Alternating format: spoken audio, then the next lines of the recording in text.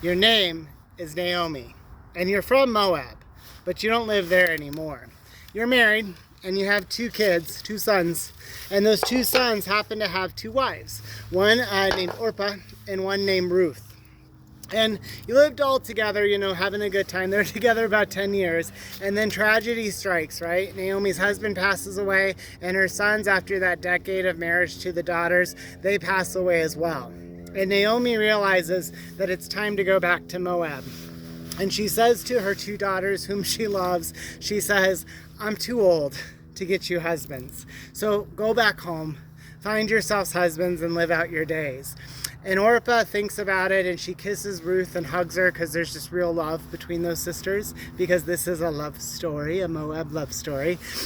And then she goes, right? But Ruth feels differently. After deep thought and prayer, Ruth turns to Naomi and she says, where you go, I will go. And where you lodge, I will lodge. And who is your God is my God.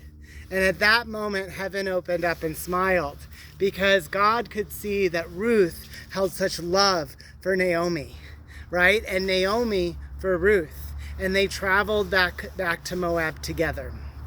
And as they went there, they had to eat. So Naomi suggested that Ruth go and kind of do this like volunteer thing where you go and gather some wheat and some bread, right, to get some food, right? And you kind of volunteer to do that. And it happened to be that there was a relative to Naomi's husband who passed away named Boaz. And he was a really wealthy guy, and he ran one of the fields. So Naomi suggests, go there, go and volunteer. So that's exactly what Ruth does, right? And she's real humble, right? That's why love just pours from Ruth. And she's gathering, right? And sure enough, as she's doing that, Boaz takes notice and says, who's this? I don't even know who this person is, right? And someone says, oh, she's just here, she returned home, is here to volunteer to get food for her and her mother-in-law. And Boaz is really moved by this because he's a man of God, right? And he says to Ruth, hey, yeah, of course, I've heard about what you did, what you're doing. It's great. So, not only come in and sit at my table, you're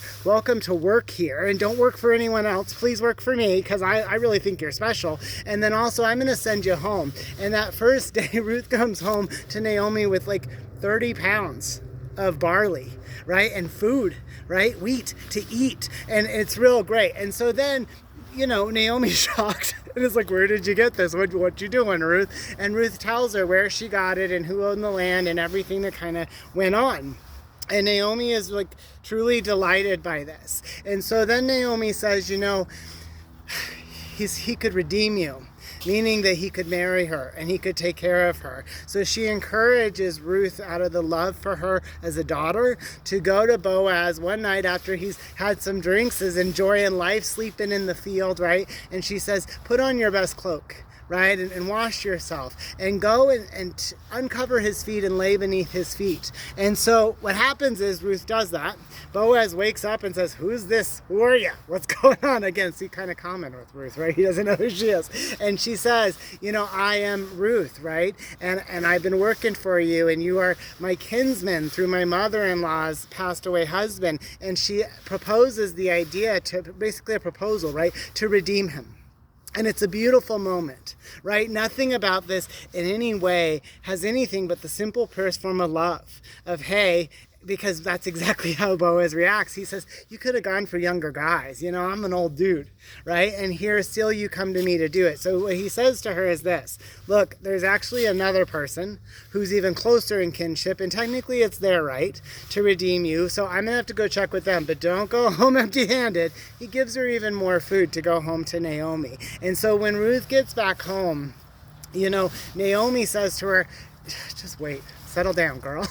Just wait and see what happens, because at the end of the day, the woman who had no husband and the mother-in-law who didn't have someone to take care of her now has the prospect of someone redeeming her. Now, I'll cut, spoiler alert, right? Boaz goes to the other kinsman. Sure enough, he's happy to hear about it, and he is closer in relationship, but he can't marry Ruth.